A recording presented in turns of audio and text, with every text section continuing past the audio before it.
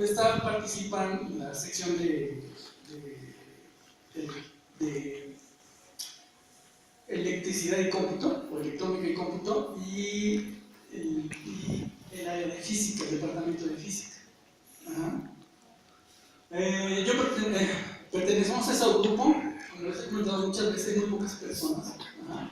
Está naciendo apenas. Yo les comentaba que del grupo que estamos trabajando prácticamente 60-70% son extranjeros y el resto son mexicanos, ¿no? Entonces, pues es un campo nuevo. Ahorita conforme vayamos avanzando voy a explicar unas cosas históricas, ¿no?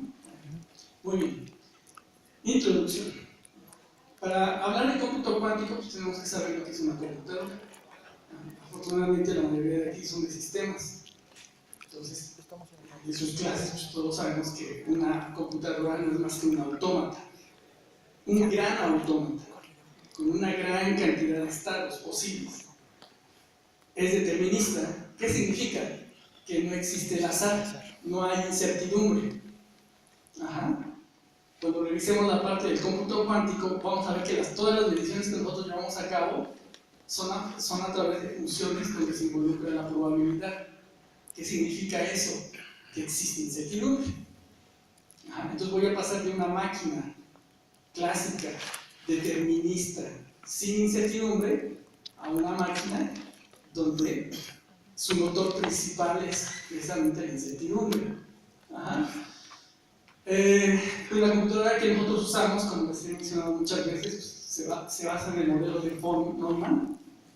¿Se acuerdan? Von Neumann, pues es un matemático húngaro, fue un matemático húngaro, muy pródigo, ¿sí? Ya les he comentado que a él se le debe el hecho de que la ciencia ahora se escribe en inglés.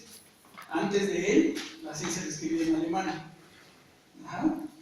Participó en la creación de la ENIAC, ¿no? Primera computadora comercial. Ajá. En el proyecto Manhattan, que es aquel que se llevó a cabo en los años 40, ¿no? Para la creación de la bomba atómica, ¿sí? Junto con muchas personas que todas ellas colaboran precisamente en lo que son las bases para el cómputo cuántico.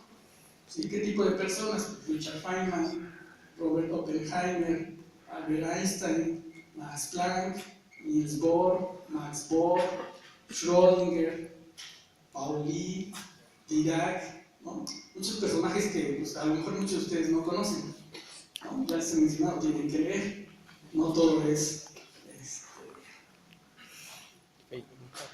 ya saben lo que los artistas de la música grupera, no tomes eso en la vida. Siguiente, ¿qué es la información?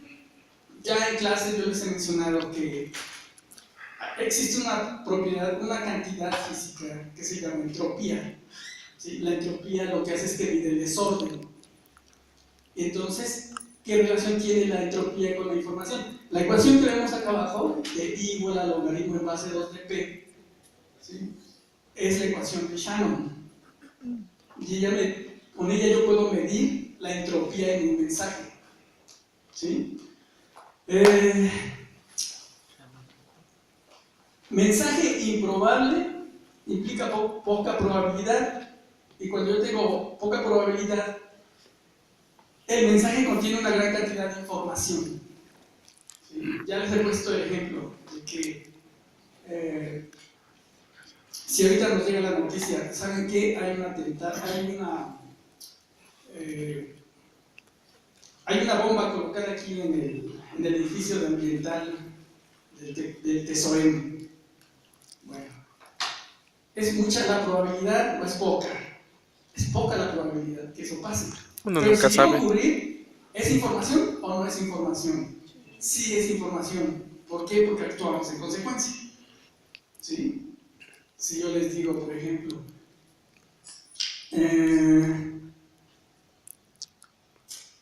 a las 6:30 de la tarde no va a haber luz, es decir, cae la noche. Es un evento que tiene una alta probabilidad, que es cotidiano.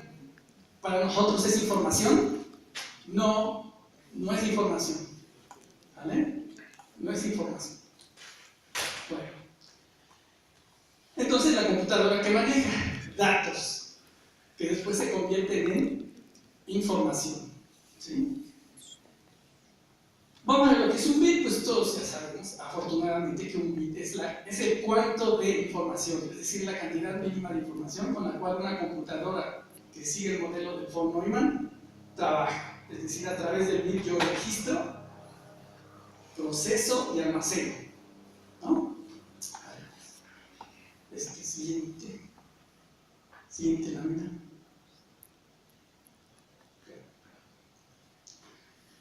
Ya más o menos tenemos entonces la idea de lo que es una computadora. Ustedes han visto en sus clases lo que son las generaciones de las computadoras. Ajá. ¿Cuántas generaciones hay? Yo me quedé en las 5, ¿no? No sé si hay más. Bueno, sí hay más, que es la que vamos a revisar, precisamente. ¿Cuál fue la primera computadora que existió? Bueno, de la que se tiene registro, ¿no? Existió en África, por ahí encontraron, cerca del lago Victoria, hace un hueso que se llamó el hueso de Ishango, que data de aproximadamente 6.500 años antes de Cristo. ¿Sí? ¿Qué tiene de novedoso ese hueso? Que tiene una serie de marcas. Ajá. Pero con dos propiedades. La primera, que fue hecho, las marcas fueron hechas con distintos instrumentos. ¿Qué significa? Que contaban, que llevaban un registro de algo. Y hay otra. A pesar de que estas personas de aquellos tiempos no lo sabían, ¿sí? Se presentaban una serie de números primos. ¿Se acuerdan que un número primo es aquel que nada más se divide?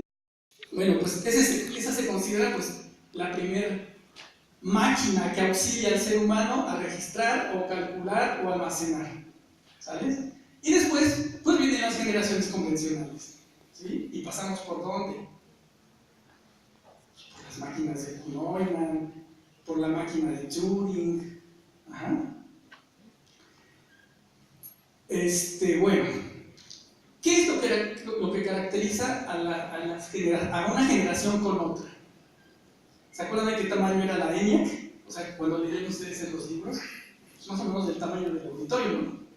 La cantidad de energía que consumía era enorme, ¿sí? Y hacía pocos cálculos. Nuestros celulares son más poderosos que la ENIAC. Ajá.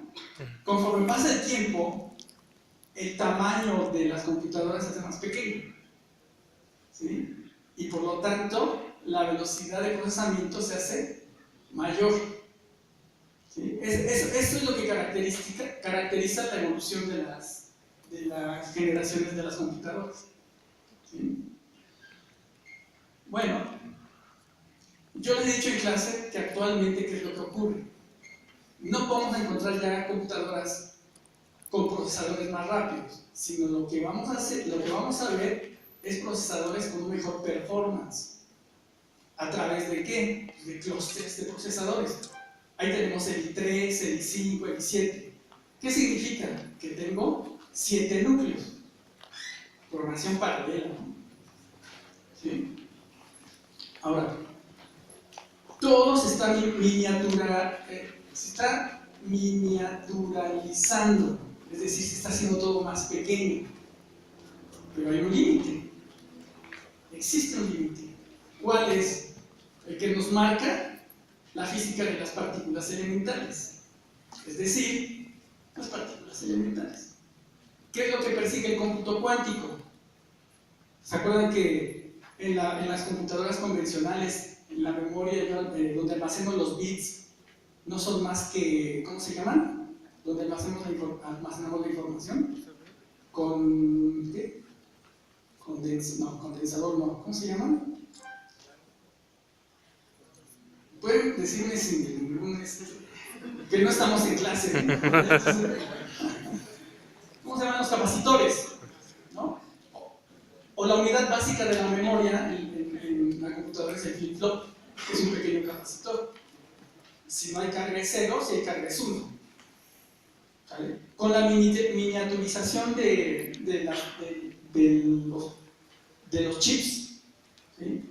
¿A dónde se busca llegar? Que un bit se almacene ¿dónde? En un átomo. Eso es lo que busca el cómputo cuántico. Pero trabajar con partículas elementales es algo muy complicado. Hay cosas que salen de nuestro sentido común.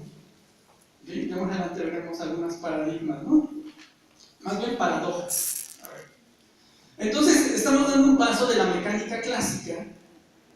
La mecánica clásica, ¿para qué me sirve?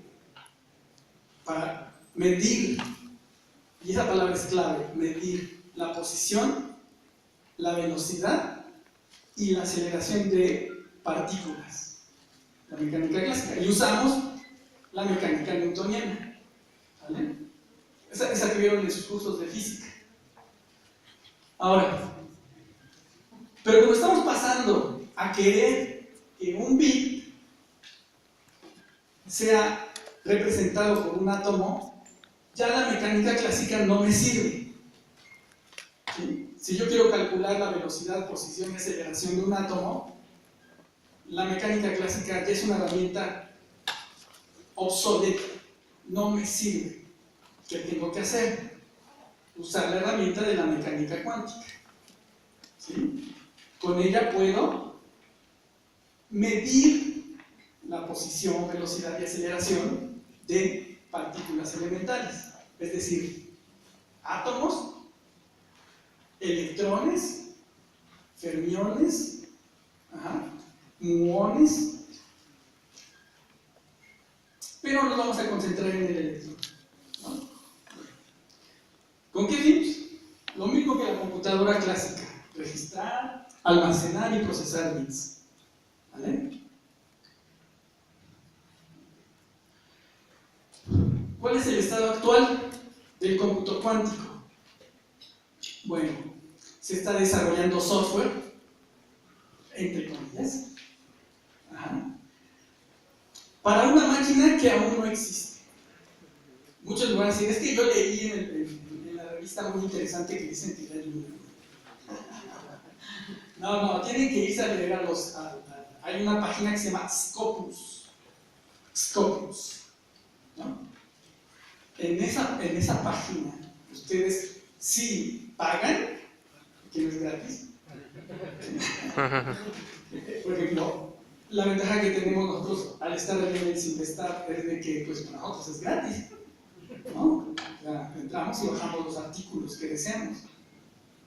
¿Sí? Ayer, ¿qué día fue? Ayer, creo sí, con el profesor Carlos Lujano, quisimos bajar, de hecho quisimos entrar a Scopus y nada más nos dijo, ¿sabes qué tienes que pagar? Lo hicimos desde aquí, pues entonces, para que entonces ustedes entiendan realmente cuál es el estado del arte del cómputo cuántico con respecto al hardware y al software, necesitan entrar a artículos realmente especializados.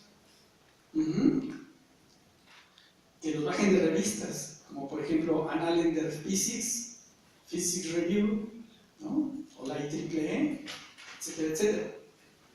Bueno, entonces, se está desarrollando software, pero hay una máquina que no existe. Tenemos software híbrido, es decir, software secuencial, como con el cual nos hago batallar en el lenguaje C, con el que ustedes sufren, pero para simular procesos cuánticos.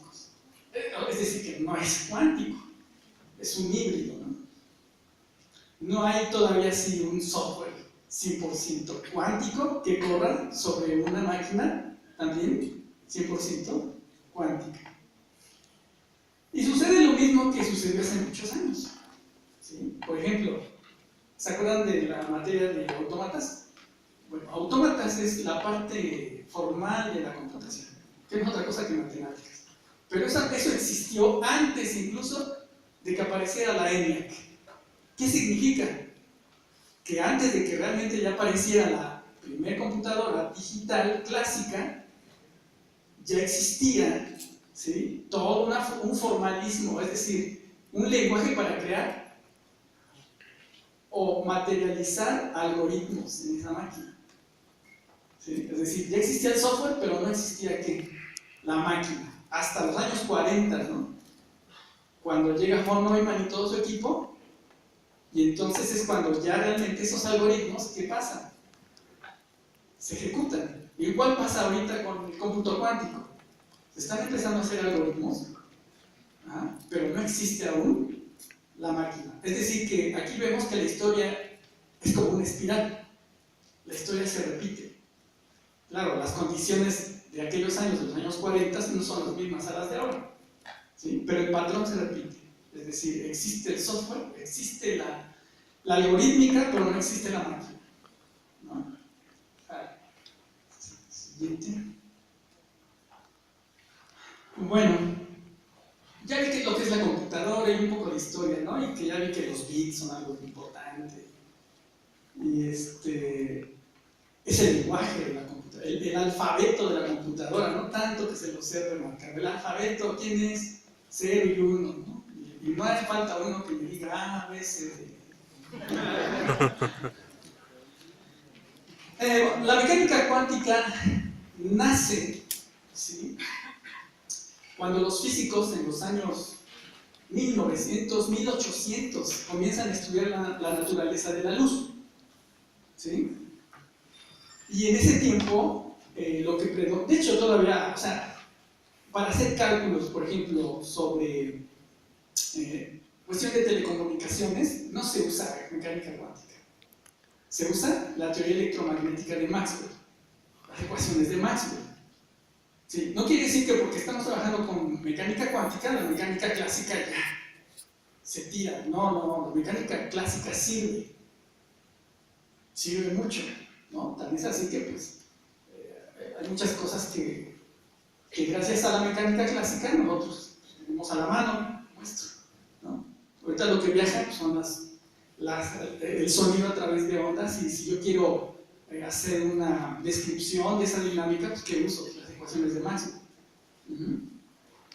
Entonces, creo que ya me lo adelantaron. Sí. Entonces, se dan cuenta que la luz se expresa a través de ondas, pero se dan cuenta que la luz está compuesta de espectros, es decir, es una composición de muchas ondas. ¿Sí? Ya en clases les he mencionado que es un espectro, ¿no? Si yo hago un licuado, por ejemplo, yo hago un licuado en mi casa, de plátano con leche, chocolate y azúcar. A mí me gusta más que sepa más a plátano y a chocolate, pues que le pongo más plátano y chocolate, la leche y el azúcar, ¿no?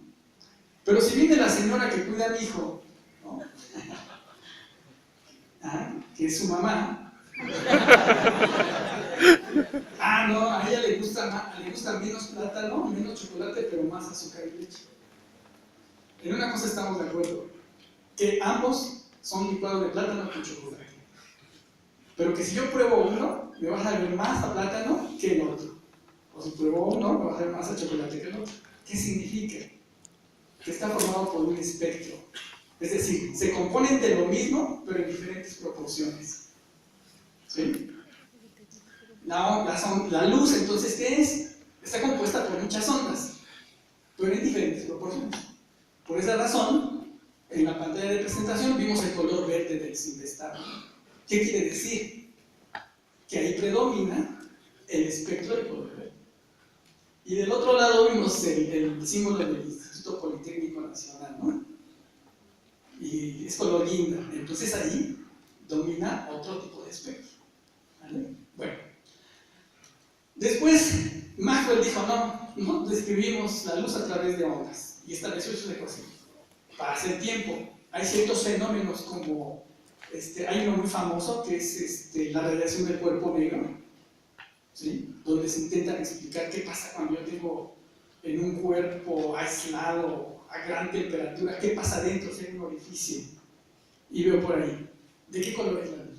Pues cambia de color. Pero ese fenómeno no se puede explicar así tan sencilla con las ecuaciones de Maxwell. Entonces entran los físicos creadores de la mecánica cuántica. Uno de ellos es Max Planck. Y Planck dice, pues por lo que yo veo por los experimentos, la luz se puede describir como si fueran pelotitas, o sea, partículas. que son los famosos cuantos de luz. ¿Vale? Y pues nadie le creía, ¿no? De hecho, la teoría estuvo dormida 5 años después de que él propuso eso. Llega Albert Einstein, creo que él sí todos lo conocen. A lo mejor a Max Planck no, pero Albert Einstein sí, ¿no? Lo vemos hasta en la sopa, ¿no? Albert Einstein dice, sí, de hecho la luz está compuesta de partículas, de cuantos, pero estos tienen energía. ¿Qué significa? Que Maxwell decía, si la frecuencia es muy alta, si la frecuencia tiene un cierto valor, es color verde. Si la frecuencia tiene otro valor de la onda, es color rojo. Si la frecuencia tiene otro valor, es color azul. ¿Sí? Y Einstein, ¿qué dijo? No. Es que si las partículas o los cuantos de la luz poseen cierta energía, es de color rojo. Pero si poseen otra energía, es de color verde. Y si poseen otra energía, es de color azul. ¿Sí? Y entonces fue cuando ya la teoría de Planck tomó fuerza. Que Einstein, Einstein por esto ganó el premio Nobel. No lo ganó por la teoría especial de la relatividad, de la teoría general de la relatividad, sino por el efecto fotoeléctrico. ¿Qué tan importante es el efecto fotoeléctrico? Pues tanto que ya hay celdas solares. O sea, la forma como operan las celdas solares es porque se modela la luz como si fueran partículas que pegan sobre las celdas. Y lo que hacen es arrancar electrones de los átomos de las celdas y estos caminan, ¿no? Y se genera energía eléctrica. Bueno, corriente eléctrica. Y entonces se llega a la conclusión que a la luz, ¿qué pasa? Tiene dos naturalezas. Yo la puedo modelar como ondas, si es que trabajo, por ejemplo, con los wifi, de esas que fallan aquí en la escuela, que no hay internet. O puede ser como partículas. ¿Cómo funcionan las celdas solares? ¿Vale? Bueno, siguiente, por favor. Ahora vamos a los sistemas cuánticos. Ya vimos dónde se da la conexión de la física clásica con la cuántica, ¿no? Ya vimos todas las peripecias que tuvieron que pasar, ¿no? Los personajes involucrados, por ahí se me dan algunos. Y entonces, todo sistema cuántico tiene ciertas propiedades. Uno es el efecto túnel. ¿Cuál es el efecto túnel? Que las partículas elementales, como los electrones, atraviesan paredes. Pero no vamos a imaginarnos paredes como esta, ¿no? Aquí la pared se define como un campo de energía potencial. Es decir, un campo, por ejemplo, el campo gravitacional de la Tierra, ¿sí? Es una pared. Si llega un objeto muy lento y que no alcanza a tocar la frontera de nuestro campo gravitacional, no atraviesa la atmósfera, ¿no? Pero si llega con cierta velocidad, ¿qué ocurre? Pues la atraviesa. Algo semejante pasa con los electrones. Cuando hacen eso de atravesar ciertos campos de fuerza, entonces se dice que está tuneleando, ¿no? O sea, ¿sí escribí así? Sí. No lo puse, pero bueno, tunelean, es decir, atraviesan paredes. Ustedes van a decir, ¿y esto sirve? Pues sí, es el mecanismo fundamental para que trabajen los transistores. Entonces, conforme vamos caminando en la plática, pues van a ver que hay muchas aplicaciones que ya existen, ¿no? Ya vimos que el efecto fotoeléctrico tiene aplicación.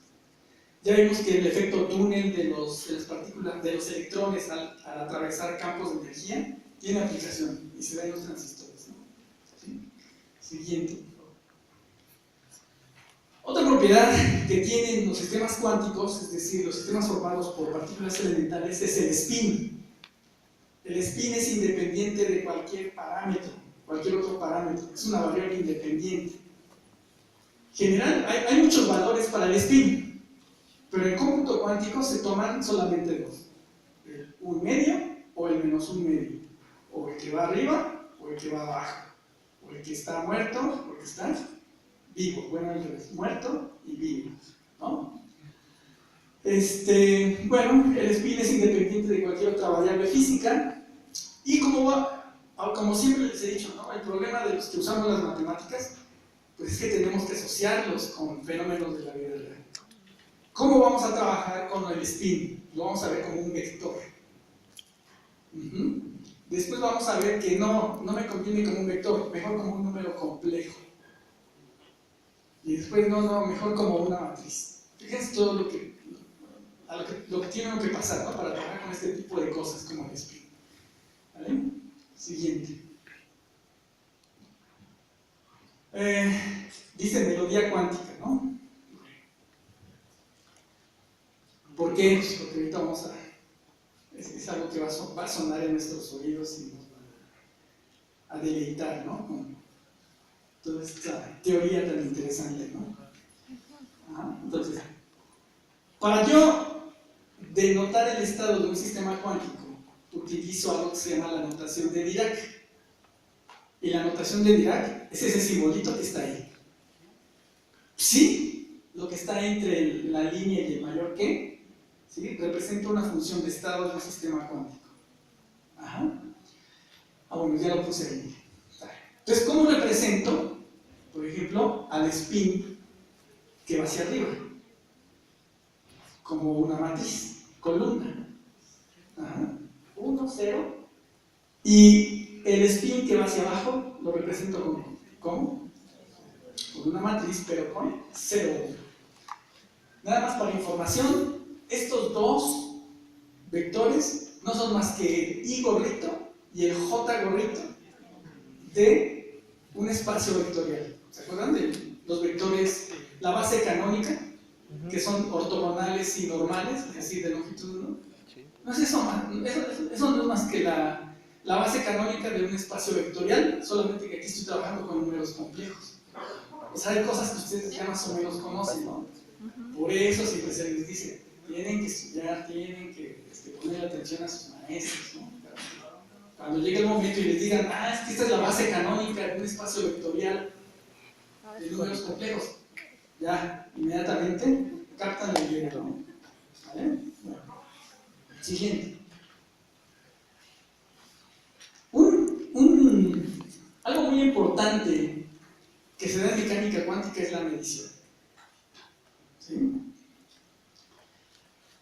En términos de los spin, que no es más que la orientación hacia arriba o hacia abajo, las mediciones se hacen a través de campos magnéticos.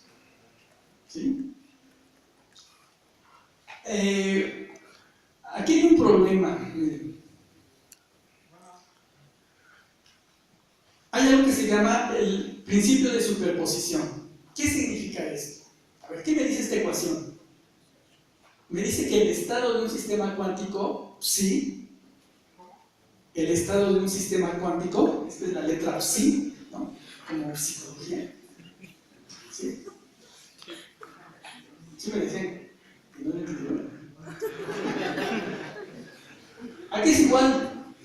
¿Se acuerdan de esto? Es una combinación lineal de dos vectores, cada uno con sus respectivos ¿qué?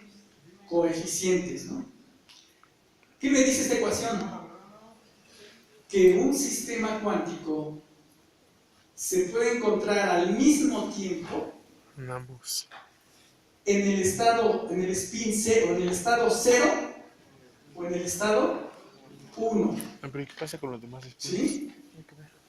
No dijo que solamente Entonces es donde entra la incertidumbre. que puede, no que van a estar. ¿En Eso qué no estado significa que no vivo? pueda cambiar los otros. No, hombre, que si O sea, utilizas en nomás el dos, tienes un instante montón de de tiempo espacio T, que no está tomando en cuenta. o estoy vivo o estoy muerto. Ahí es donde entra un paradigma o del gato de Schrödinger. No sé si lo han leído por ahí. Sí, El paradigma del gato de Schrödinger un es: gato en una caja. tengo en una caja un mecanismo que si se oprime sale veneno, y adentro tengo un gato. Cierro la caja. Habilidades. Y entonces se pregunta uno, ¿cuál es el estado del gato? ¿Está vivo o está muerto? Pues está vivo y está muerto. ¿Cómo sabré en qué estado realmente está? cuando hago una medición. ¿Y qué significa hacer una medición? Que levante la caja. Una comprobación. Abrir la caja. Cuando yo hago esa medición y abro la caja, yo puedo decir que entonces el gato está vivo o el gato está muerto. Pero antes, está en ambos estados. Está vivo con una cierta probabilidad. Ajá, que me indica el coeficiente B, o está muerto con una cierta probabilidad que me indica el coeficiente A. ¿Qué condición deben de cumplir ambos coeficientes? Que la suma de las normas de estos dos complejos al cuadrado es 1. ¿Qué significa esto desde el punto de vista? Ahí están las matemáticas, ¿no? Pero ¿qué significa desde el punto de vista físico? Que ese evento se puede realizar. Si esto es distinto de 1, es un evento imposible. Y esto se llama normalización. ¿Vale? A ver, siguiente. Bueno, entonces el estado de un sistema cuántico, ¿dónde vive? En un espacio 2-dimensional de números complejos. ¿Sí? Ahí dice igual a H. ¿Qué significa H? Que es un espacio de Hilbert. A ver, ¿qué es un espacio de Hilbert? Ya lo conocen, nada más que luego después de trabajo entenderlo. Es un espacio vectorial, eso sí, ¿se acuerdan? Un espacio vectorial de álgebra lineal, pero donde existe un producto punto. ¿Se acuerdan del producto punto? ¿Sí? Espero que ya todos pasaron álgebra lineal, ¿no? No sé cómo, pero pasaron. Entonces, ese es el universo donde viven los qubits, y así se llama, ¿no? Qubit es quantum bit, o sea, un bit cuántico, es decir, un bit representado por un átomo. Ajá. Como les dije hace rato, 0 y 1 constituyen la base ortonormal ¿de quién? De mi espacio de Hilbert. ¿Sí? Entonces, acuérdense, el espacio de Hilbert es aquel que tiene un producto punto y otras propiedades más, ¿no? Como conmutatividad, asociatividad, cerraduras. ¿Se acuerdan que todo eso lo revisamos por ahí en algún curso? Bueno, y aquí está, miren. Aquí viene algo interesante. ¿Por qué usar números complejos? Miren, las partículas, y es donde entran las paradojas que a veces la mecánica cuántica la hace muy compleja, ¿no? Una partícula no sabe de sistemas de referencia. ¿Se acuerdan que en física, si yo calculo el tiro parabólico, cuando yo lanzo un objeto, forzosamente, ¿qué necesito saber antes de hacer cualquier cosa? El peso. Mi marco de referencia. ¿Quién es el origen? ¿Quién es el eje de las X y quién es el eje de las Y? ¿Sí? Pero resulta que las partículas elementales no saben de eso. ¿Sí? ¿Se acuerdan que los números complejos, por ejemplo, ¿se acuerdan cuando vieron las raíces de números complejos? Por ejemplo, un número complejo, ¿cuántas raíces cuadradas tiene? ¿Se acuerdan? Si este es el número complejo, y este es, por ejemplo, tengo un número complejo, y esta es la primera raíz cuadrada de este número. La segunda, ¿quién sería? Esta que va aquí, porque divide en 2 al círculo, porque es cuadrada, ¿no? Ahora, ¿hay más raíces cuadradas de un número complejo? Sí, ¿por qué? Puedo girar esto, ¿no? 3, y luego vuelvo a girar esto. 4, y luego 5, y luego. ¿Cuántas raíces cuadradas tiene un número complejo? Tantas como rotaciones yo hago. Y entonces aquí es donde se ve la verdadera utilidad de los números complejos. Generalmente en nuestros cursos nos dicen, este número complejo es así, ya está, y puedes sumar, restar, y luego, a ver, ahora aplican. Bueno, pues aquí está la aplicación, ¿no? ¿Esto qué significa? Spin menos un medio. y representa al 1. Y este spin, 1 medio y representa al 0. ¿Vale? Y esto no es más que una combinación lineal. Recuerden que los números complejos se pueden expresar de 3 formas. De la forma cartesiana, a más ib, de la forma trigonométrica, ¿lo vieron? Y de la forma euleriana, que es la forma exponencial. ¿Vale? Bueno, entonces ¿me conviene usar vectores o números complejos? Números complejos. Pero ¿me conviene usarlos como números complejos o como matrices? Pues como matrices, porque los cálculos que hago son más fáciles. Por esa sencilla razón se representan los complejos como matrices, por los cálculos. ¿Sí? Bueno, siguiente. Bueno, ya dije que medir implica utilizar un campo magnético. Ajá. Este campo magnético es un vector. ¿Sí? Generalmente ustedes saben que los campos magnéticos se asocian o se designan con la letra B mayúscula. Ajá. Y generalmente los campos magnéticos van a ser paralelos a los ejes. ¿Cuáles? X, Y y Z. ¿Sí? Eso va a definir las compuertas cuánticas. ¿Se acuerdan que hay compuertas lógicas en álgebra en cómputo clásico? Que son las compuertas booleanas. AND, OR, XOR, NOT. Pues ¿qué creen? Que en cómputo cuántico también existen ya compuertas cuánticas. ¿Sí? ¿Y cómo las creo? A través de inducción de campos magnéticos en espacios C3. Ajá. Se expresa de esta forma, ya que estoy usando, traté de hacer la presentación lo más ligera. Hay cosas muy complejas. Esto se llama producto externo. El 1. Este se llama Bra. No, este es Ket Bra. Así se le denomina en cómputo cuántico a esta notación. Ket Bra.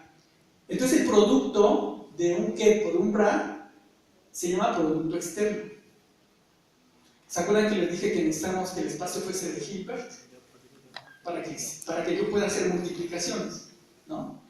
Entonces tengo el producto interno, con el cual yo mido distancias, y tengo un nuevo producto, que es el producto externo. Ajá. Y aquí tengo, ¿cómo se da esta compuerta? Cuando el campo magnético es paralelo al eje Z.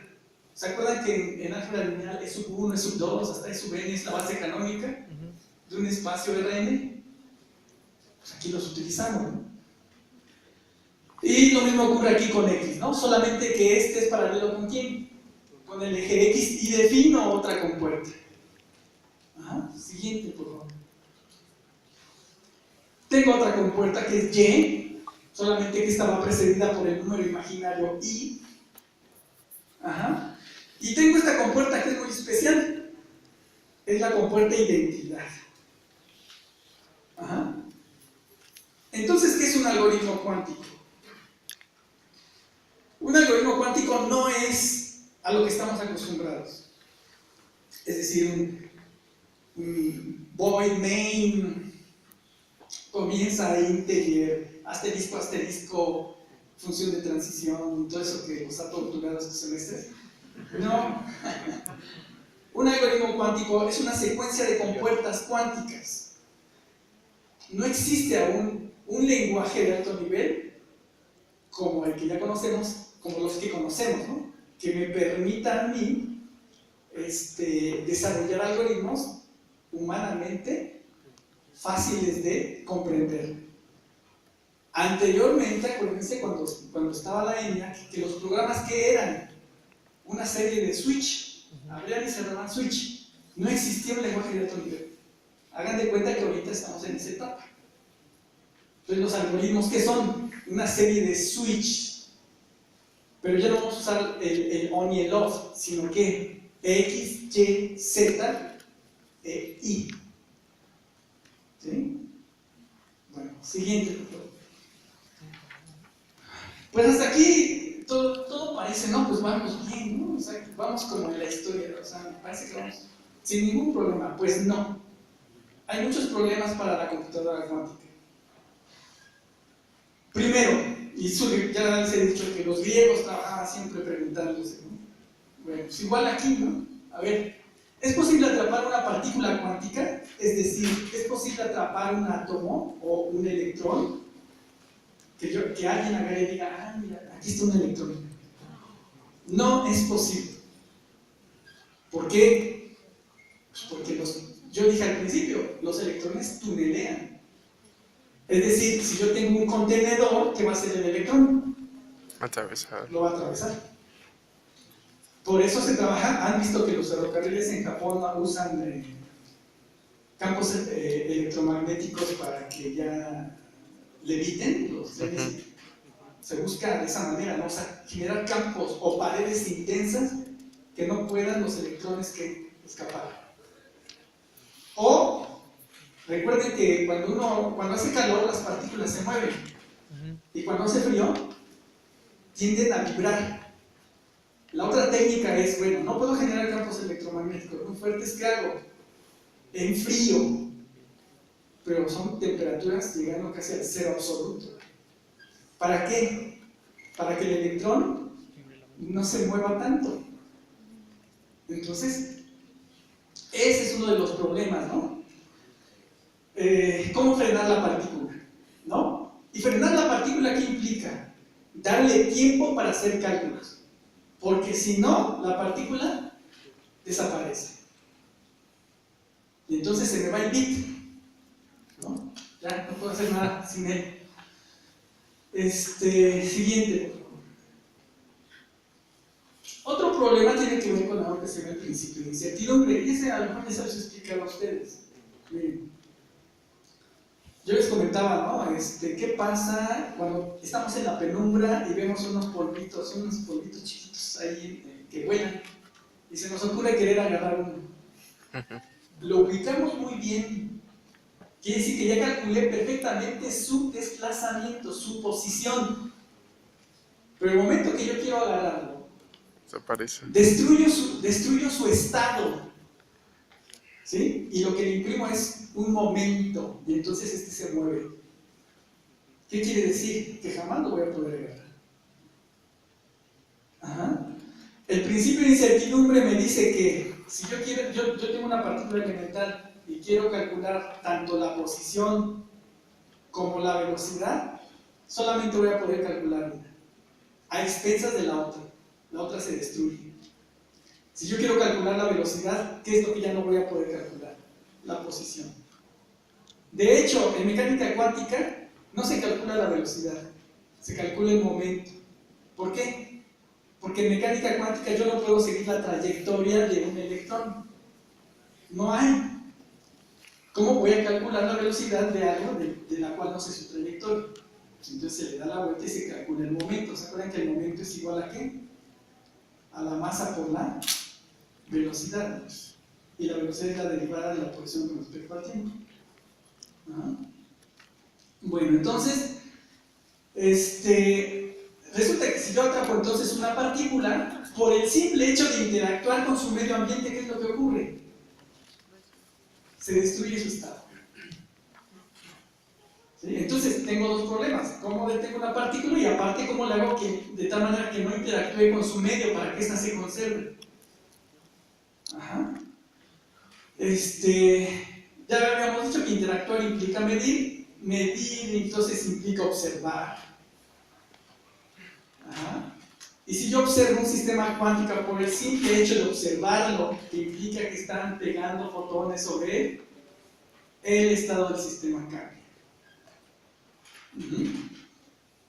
Ahora, a eso se le llama colapsar. Es decir, ¿se acuerdan de Schrödinger? El estado cuántico se encuentra cuando está la caja cerrada como un medio vivo más un medio muerto. Medio vivo, medio muerto. Pero cuando abro, ¿qué ocurre? Se colapsa el sistema y si está vivo, ¿qué pasa con la otra? Se va. O si está muerto, ¿qué pasa con la otra? Se va. Es decir, un sistema cuántico es irreversible. ¿Sí? Ya no puedo regresar al estado original. ¿Ah? Bueno, siguiente.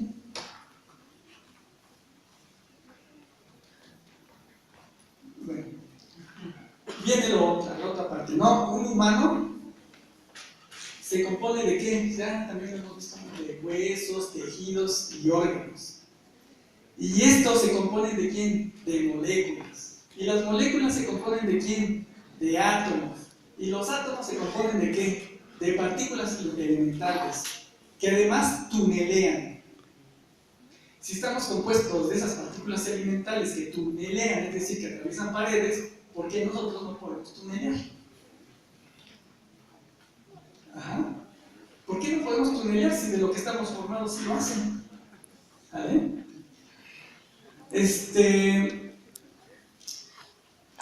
¿Qué significa esto? Que si yo tengo una computadora cuántica, entonces no voy a tener solamente un átomo, ni dos, ni tres. ¿Cuántos voy a tener?